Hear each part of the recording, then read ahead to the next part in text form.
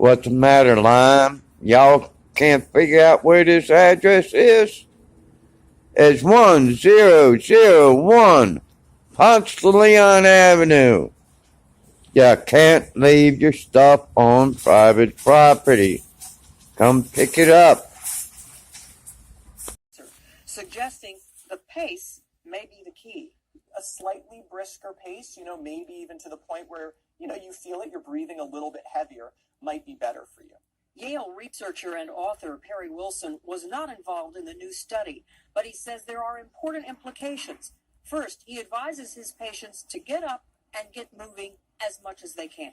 I don't want people to be discouraged looking at 10,000 and saying, oh my gosh, if I can't hit that, I shouldn't even try. Because really the data suggests that any movement, any getting up and moving around is going to reduce your risk in the long term. Dr. Wilson suggests people try to get their steps in clusters instead of a slow walk around the office throughout the day. Build in time to take a 15 or even 30-minute walk at lunch. Science says your heart and your head will thank you for it. I'm Marty Salt reporting. People, because people have more month than money these days. They have more month than money. Due to inflation, due to challenges with stagnating wages. Mayor Dickens says as Atlanta moves forward, he wants to make sure it becomes a city of opportunity for all residents. When it comes to high school, and 10 years for anybody convicted of recruiting minors into a gang. The measure goes back to the Senate because the House amended it. Supporters say Georgia has to act to reduce gang crime. Opponents say the state's laws already carry harsh penalties. Dozens of people gathered out. She loved her family. She loved her friends. And she's showing up for them. And I want the community to show up for her, too. Brittany Glover would have turned 34 this past week. Instead, her mom commemorated her senseless death. A driver struck and killed her as she tried to cross Donald Lee Holloway Parkway. It's been 6 months, and the perpetrators have not been arrested. So I want to ask the community, if you know something, say something. With that call for justice, Brittany's mom is calling for change. There's different things that the city and state can do now that can help prevent or minimize the number of fatalities that we have. She thinks something as simple as a pedestrian crosswalk with lights could have saved her daughter's life. One business owner says that stretch of state highway has become way too dangerous. Y'all are building clearly residential communities on a state highway. It doesn't make sense to invite families here if you can't make it safe for them to exist. At least 13 people have been killed on Donald Lee Holloway Parkway since 2017. About half of them, including Brittany, are not in a car. We can't bring Brittany back, but we can certainly work on small transit opportunities like putting a light right here at this intersection. Councilmember Keisha Wade says since it's a state highway, it's out of the city's hands, but she plans on reaching out to the General Assembly to create change. I want to prevent somebody else's family from going through the same thing that I've gone through. And get this, Georgia ranks as one of the deadliest states in the country for pedestrians. In 2021, 322 people throughout the state were killed by cars while on foot. We reached out to GDOT for comment on the changes Brittany's family's pushing for, but we have not yet heard back. In Atlanta, Rob DiRienzo, Fox 5 News. All right, Rob, thanks so much. You want to know why people are getting hit in crosswalks? There was someone hit in a car, hit a pedestrian yesterday at Ponce de Leon and North Highland Avenue. And the most reason is distracted driving. These things right here. This is why they hit people in crosswalks. And global institutions. Its purpose is to deal with issues like climate change, racism, inequality, and gun control. It is called ESG. How does it work? And how will it change our lives? Are we bending Wall Street to our will, or are we the ones who will be manipulated? And choices. I just signed this veto because the legislation passed by the Congress would put at risk the retirement savings of individuals across the country. They couldn't take into consideration investments that wouldn't be impacted by climate, impacted by overpaying executives, and that's why I decided to veto it. It makes sense to veto it. Biden officials argue that climate and social issues have financial impacts like lawsuits, and Republicans' investment limits could hurt retirement savings. But critics say investments based on climate and social issues allocate money based on political agendas rather than earning the best returns for savers.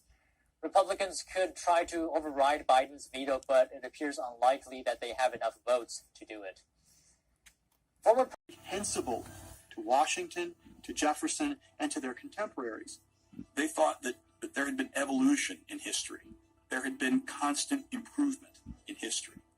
And therefore, that government was becoming less and less of a danger to the governed and more capable of achieving those things that the people wanted to achieve, of solving the great problems of human history. And so FDR used this to pronounce an entirely new vision of freedom. Right? Freedom from necessity. The idea that if one is constrained by economic necessity, he's not really free. And that government must be the instrument of liberating people from economic necessity. We can see then that the problem here is for government to intervene and achieve a better balance between production and consumption. We have to control production. We have to control prices. We have to control profit margins. Nearly 100 years have passed since FDR's New Deal magnified the role government plays in our everyday life, which is why it's so important for us to not lose sight of what our founding fathers had envisioned. You see, having taken Hillsdale's Constitution 101 course, I'm more prepared than ever to defend free government against the growing forces that want to transform our nation into something completely unrecognizable to our founding fathers. Finances. DeSantis pointed to how the Federal Reserve reacted to the current inflation. He said that the Fed's actions have made things more difficult for the American people. Are you interested in giving these economic central planners more power over our economy, more power over your daily life and your economic activity? And I answer that question, HE double hockey sticks. No, we cannot have that happening. And so that's why we're here today, because we've seen a lot of mismanagement from the economic central planners. It's just by nature. The Florida governor is calling on like-minded states to adopt similar bills that would ban centralized digital currency. He said he's spoken with the lieutenant governor of Texas and believes that state will take similar measures. Reporting by Allison Lee, NTD News. And staying in financial news, President Biden is stepping in to support ESG. He vetoed a bill today that would have limited environmental, social, and governance investing. A rule by the labor Regional banks. Smaller community banks are great because they contribute a lot to the local community, which bigger banks usually don't do. And where else can you put your money in a time like this? Forbes wealth management columnist and estate attorney Matthew Erskine says bonds are a good way to go. For smaller amounts, you could go with savings bonds, and there are inflation-protected savings bonds. For larger amounts, you can buy directly or through a broker treasury notes, and when it really boils down to it, the government's got the printing presses, so they always are going to have cash to pay you back because they'll just fire up the printing presses and give you more money. And for the more adventurous, stocks could still be a good option. Daniel Cedar, managing partner at Blue Chip Partners, says this is the case for people with long time horizons. You can still make arguments for stocks to be a tremendous investment at these levels. Let's keep in mind that the S&P 500 is 20% off its peak from January 3rd, 2022. So moving forward, if you have a longer term time horizon, let's call that 3, 5, or more years, I really believe that stocks are the place to be. Cedar says there's likely to be a lot of short-term volatility, especially with uncertainty over what the Federal Reserve will do. So you would need the discipline and patience to wait that out. Like many tech companies that grew during the COVID-19 pandemic, the e-commerce giant is doing major cost cutting. Just last week, Facebook parent company Meta said it was laying off an additional 10,000 workers. It's on top of the 11,000 announced late last year. Starbucks officially has a new chief executive. The Seattle coffee giant said today that Laxman Narasimhan has assumed the role of CEO. Narasimhan succeeds longtime Starbucks leader Howard Schultz. Schultz had come out of retirement to serve as interim CEO last spring. He will remain on the company's board. Narasimhan most recently served as CEO of British consumer goods company Reckitt. Prior to that, he was a longtime executive at PepsiCo. Narasimhan is scheduled to lead Starbucks' annual meeting on Thursday. Starbucks posted record sales in its most recent quarter as interim CEO. Schultz faced a growing unionization effort at its U.S. stores. He's scheduled to testify March 29th before a Senate committee examining the company's labor record. Network have a dire warning for U.S. banks. They say over 180 banks across the country could collapse. That is, if half of their respective uninsured depositors withdraw their funds. Unlike insured depositors, uninsured depositors stand to lose a part of their deposits if the bank fails. That potentially gives them incentives to run. According to the paper, recent declines in bank asset values very significantly increased the fragility of the U.S. banking system to such uninsured depositor runs. Meanwhile, U.S. Senator Elizabeth Warren is pushing for tighter banking regulations.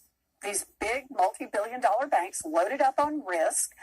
They boosted their short-term profits. They gave themselves huge bonuses and big salaries, and they exploded their banks. The Democratic senator sent a letter to the inspectors general of the U.S. Treasury Department and the Federal Reserve on Sunday.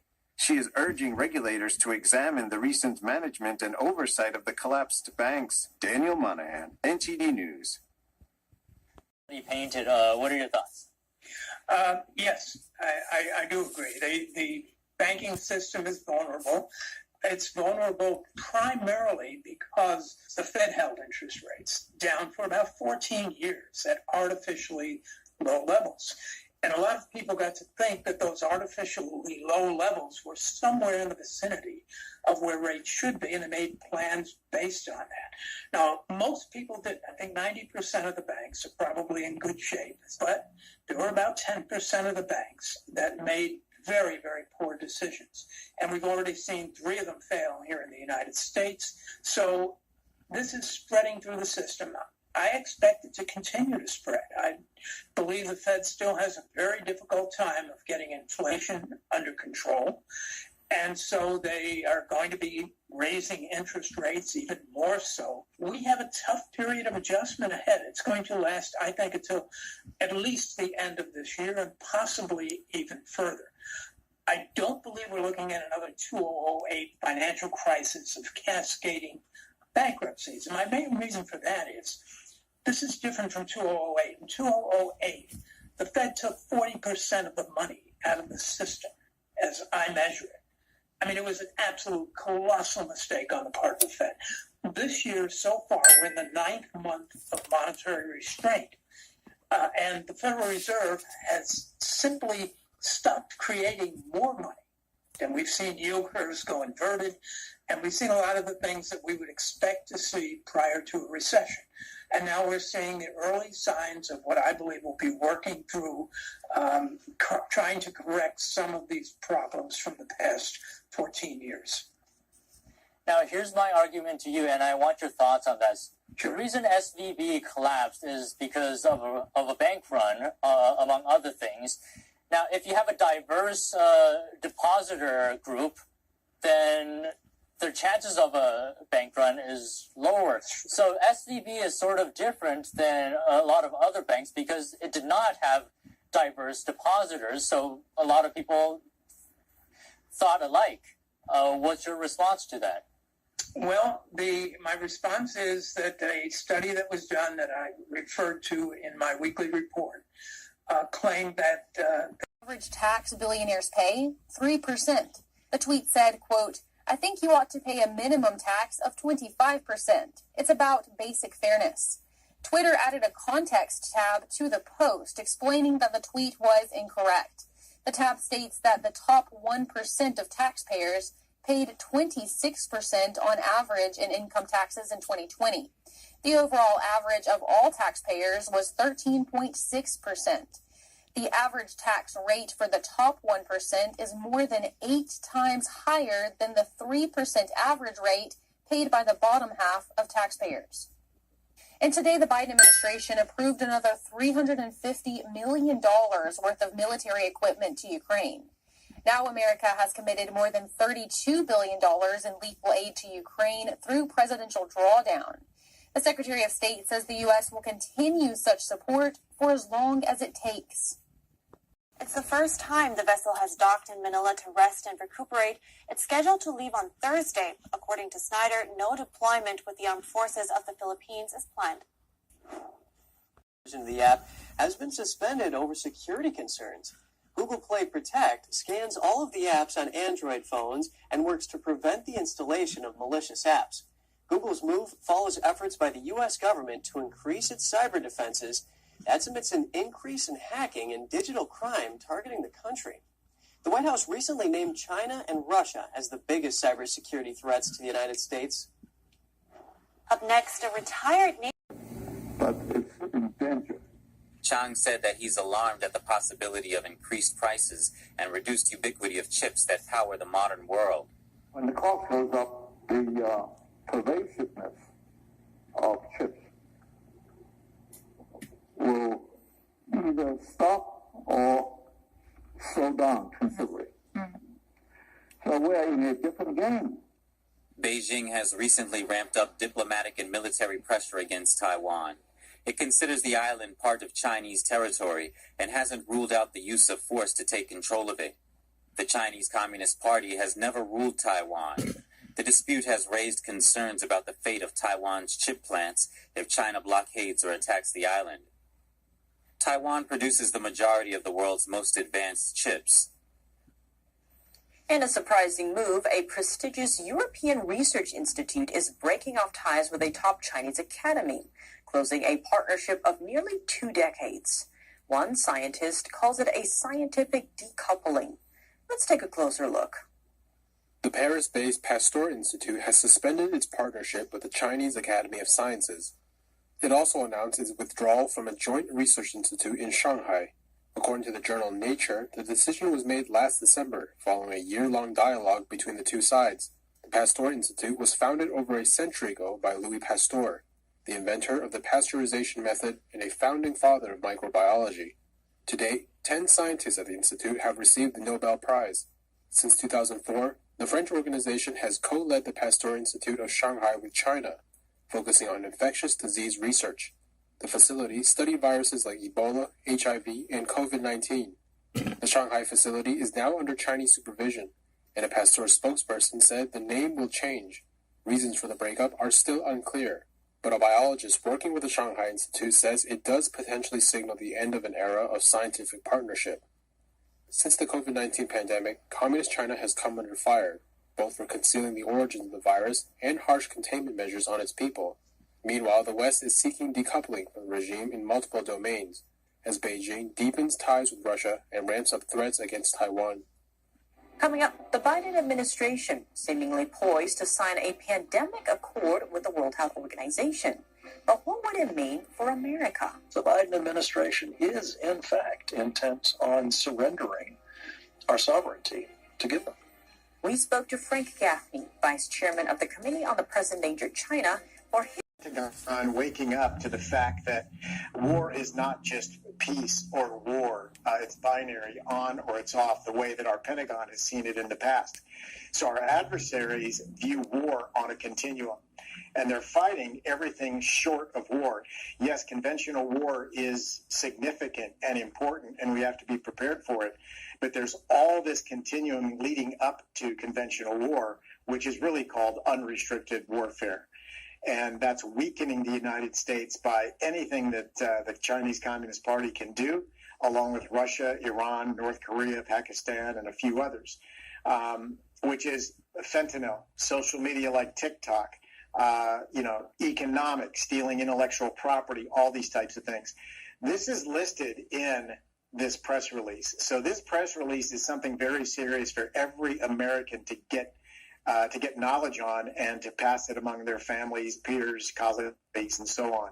Again, this is a seminal paradigm shift in the way that the Pentagon sees war, and that the war is at the front lines of this war is actually our companies, our economy, which is our companies, and our civilians. So it's very, very critical. And Casey, you mentioned the term unrestricted warfare, and in this release it also mentions that exact same term in reference to this book published by two Chinese colonels back in 1999. So what is unrestricted warfare? How would you sum this up? Unrestricted warfare is no rules. That's really what unrestricted means. It means no rules. So it means attacking the civilians and everything we stand for, everything that holds our society together, everything to weaken us and to win without fighting. And that's really what this article is. It's to win without fighting. And that's what unrestricted warfare is. When I mentioned TikTok, fentanyl, just you name it, going after stealing intellectual property and taking entire industries and putting them over in China, which is like solar panels, energy, windmills, you name it. Those are all U.S. technologies, and now you can't get them unless you purchase them through China. So it's this article also says that more of the same is not enough. In other words, more conventional kinetic war is not enough. The military has to plan for this whole unrestricted warfare, which is everything but or everything short of conventional war, to weaken your adversary. And remember, when I say adversary, the military still likes to call it competition. Let me tell you, it's absolutely war. When the Chinese Communist Party refers to it as war, then by golly, it's war. Make no version of TikTok is accused of working with Beijing's internet police to censor users. What's more, ByteDance's hiring criteria gives CCP members priority. According to a list obtained by the Epoch Times, many managers and key persons in the companies are party members. Despite its close ties to Beijing, one of ByteDance's own programs has also been banned. In 2018, jokes platform 内涵段子 was permanently removed due to what the CCP called vulgar content. In response, the founder issued an apology and pledged to cooperate with authorities going forward. The company also hired more people for a certain internal department, which Insider says functions as a censorship machine. That's to remove content that doesn't align with Beijing's narratives, all in an effort to express your loyalty to the CCP. In 2018, China's Central Communist Party School held a group CCP admission oath with ByteDance employees, where they pledged to sacrifice it all for the party and the people and never turn away from the party. Sam Wong, NTD News, New York. Deeply skeptical of China's motives, noting Beijing has refused to condemn Russia and provided it with an economic lifeline. That's as other countries heap sanctions on Moscow. Xi Jinping's visit comes on the heels of the International Criminal Court issuing an arrest warrant for Putin.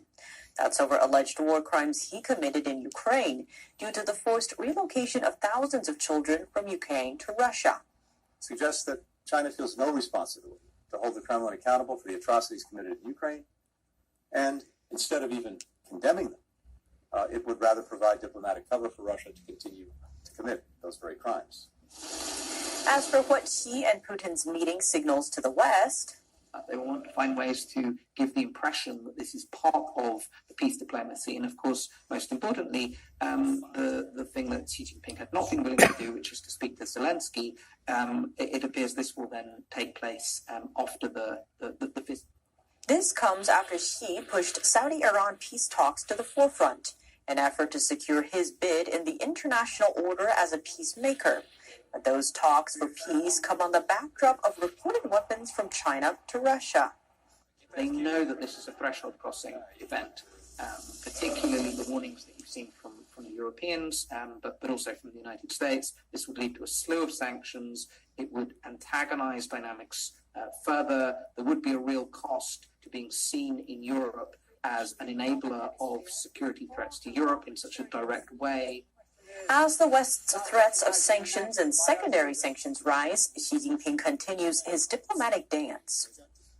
Back to the International Criminal Court's ruling, the European Union is calling it a game changer.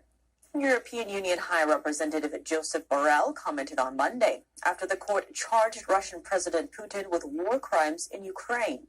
If President Putin travels to one of the more than 130 countries who have signed this international treaty, he should be immediately arrested. Russia is not a signature of the treaty. Joseph Borrell is de facto the foreign minister for the European Union. With the high-profile visit between Xi and Putin front and center, we hear from Gregory Copley, president of the International Strategic Studies Association, on what all this means. So Chinese leader Xi Jinping is in Moscow. He's visiting Vladimir Putin. Why is this such a big deal?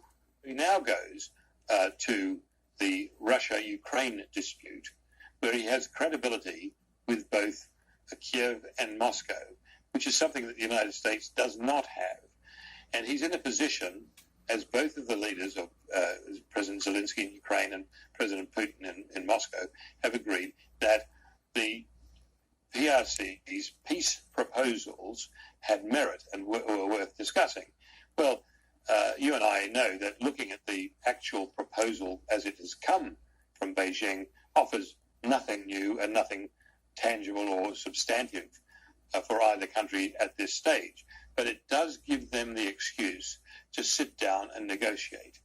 Now, if President Xi can translate that into such as a prolonged ceasefire or the start of a new negotiating regime, then he will have gained enormous prestige and the United States will have lost it.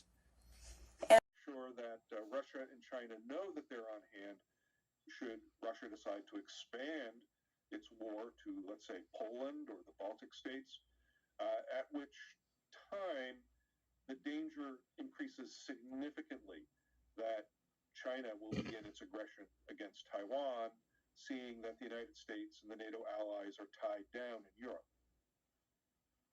And Rick, it seems right now we're seeing movement in the Chinese regime towards kind of creating more allies among the autocracies. You also see kind of Xi Jinping brokering this deal between the Saudi Arabians and Iran recently. He's expected to go to Moscow next week. What should the U.S. be doing to counter that? The United States should be telling the truth about China and its stratagems. The Saudi-Iran so-called peace deal, well, really convincing both of them to exchange ambassadors, essentially, is not a peace deal. And China was only able to do this after 40 years of missile and nuclear technology proliferation to both Iran and Saudi Arabia. The missiles and technologies given to Iran helped Iran to fuel a civil war in Yemen, helped Iran to fuel the great threat of Hezbollah against Israel. And this is what the United States should be talking about. This is not Chinese Communist Party and Xi Jinping suddenly casting peace upon the world. This is China exploiting the coercive results of its proliferation of dangerous weapons and reaping credit and praise for this instead of earning condemnation of the globe. When Iran finally reveals that it has nuclear-armed missiles, in my opinion, Saudi Arabia will issue a similar revelation not too soon after that. And we can regard the author of both of those events as being the Chinese Communist Party. China is creating greater dangers in the world, and the United States should be shouting about this. That's what we should be doing, Tiffany. And Rick, it does sound like with all of these different pieces, it is more and more looking like there is a coming war, maybe sooner rather than later. So on the note of if the U.S. can win two wars, can the U.S. actually win two wars on two different fronts right now, or do we need the help of allies? Well, we could if we started a crash program to manufacture the correct weapons. These weapons, in my opinion, have to be tactical nuclear weapons, especially tactical nuclear artillery. Tactical nuclear artillery An artillery shell has a range of maybe 70 to 100 kilometers. If we can ship them to Taiwan very rapidly, or perhaps covertly store them off of Taiwan under the water someplace but close by, they can be accessed instantly. The ability to even threaten to fire at least 100 tactical nuclear artillery shells. I mean, basically the power to fire the force, let's say, of 200 or 300 B-52 bombers. I mean, these are not weapons that are going to take out Shanghai or take out Beijing. These are weapons, however, that would take out the invasion fleet that the People's Liberation Army is going to mobilize against Taiwan. It's largely going to be several thousand barges that are already doing civilian work in the Yangtze River, and several score of very large ferry ships, again, already plying their trade in rivers and in bays of China. These will be mobilized very quickly. They will come pouring out of the Yangtze down towards Taiwan. Tactical nuclear artillery could obliterate them as soon as they get close enough to Taiwan. And the promise that they will be sunk will arrest Xi Jinping's plans for war against Taiwan. By the same measure, tactical nuclear artillery shells will stop Vladimir Putin from thinking that he can expand his war to Poland and to the Baltics, is to deploy far more effective tactical nuclear weapons to Europe. When you have these weapons and you deploy them, your first inclination is not to use them, but to make clear that Vladimir Putin and Xi Jinping understand that if they try to invade these other countries, they will fail. They will lose most of their military force, and they will be handed an enormous defeat, a defeat that could destabilize their rule over their respective countries. That's all for today's China in Focus. And their alliance with Russia, Iran, North Korea, Pakistan, and so on. So you're seeing this whole thing play out, and companies are finally realizing that their investments with China are at risk, and not just at risk, they're at extreme risk. In fact, China just got rid of, or just has announced that they are kicking out all of the U.S. auditors, the U.S. consulting firms, and saying, we don't need these auditors anymore. We're going to use our own auditors. So that's decoupling at the highest level. So, you know, when you're looking at decoupling and our economies are aligned, that's been our mistake. We've built China. They actually have a saying that they say back in the day, they have a saying, be careful raising a baby tiger. Someday it'll grow up and it will eat you. And that's exactly what we've done. So it's not a matter of decoupling and that it's too big to decouple.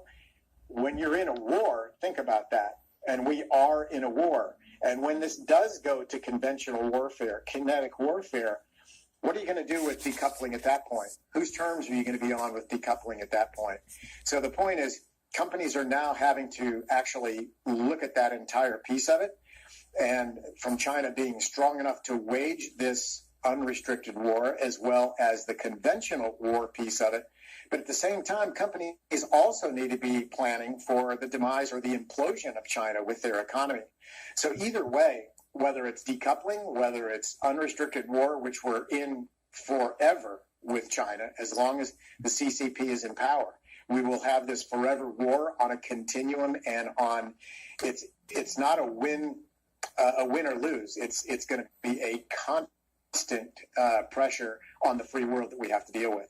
So those are all things that have to be considered. But this article brings it all to the forefront. This is a seminal article. It's a paradigm shift with what those of us who have been in the counterintelligence sector for a long time have been waiting for. We've been waiting for the Pentagon to finally wake up and say, okay, we see it now.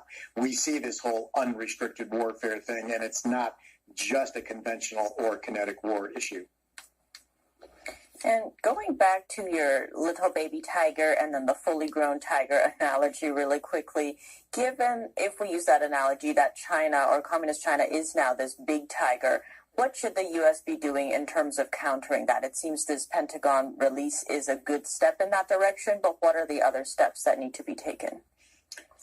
We need to be decoupling. We need to stop investment in China, whether it's financial plants, technology, any of that type of stuff. We need to stop investing in China. We need to absolutely shut down leading edge technology sales or collaboration with China, whether it's in our universities, whether it's Silicon Valley, AI, quantum computing, and so on. Let me just ask the question. Would you really want to be giving technology to Nazi Germany a year or two before World War II breaks out? This is the same thing that we're talking about now. Only this time, it's World War II all over again, but at the speed of technology and the stealth of unrestricted warfare. And it's and from a factor of about 100x of World War II, because technology it can affect everyone, all the way down to social media, where it's reprogramming our children, their values, to hate their country, to hate their parents, to hate their schools, and to be addicted to social media with dopamine and all that type of stuff, and where they can't think critically and all that. So this is war. This absolutely is war. And again, this article really is a paradigm shift for every American to get behind. Send this article to everybody that you know. This is the wake-up call that America's been waiting for. Not just the balloon. This probably was precipitated by the balloon incident. The balloon really was the aha moment. It was this generation's Pearl Harbor event. For people who eat a standard Western diet, coffee may actually be the healthiest aspect of it. That's because coffee contains a massive amount of antioxidants. In fact, studies show that most people get more antioxidants from coffee than both fruit and vegetables combined. So as you can see, coffee is one of the healthiest beverages on the planet, so be sure to enjoy your next cup.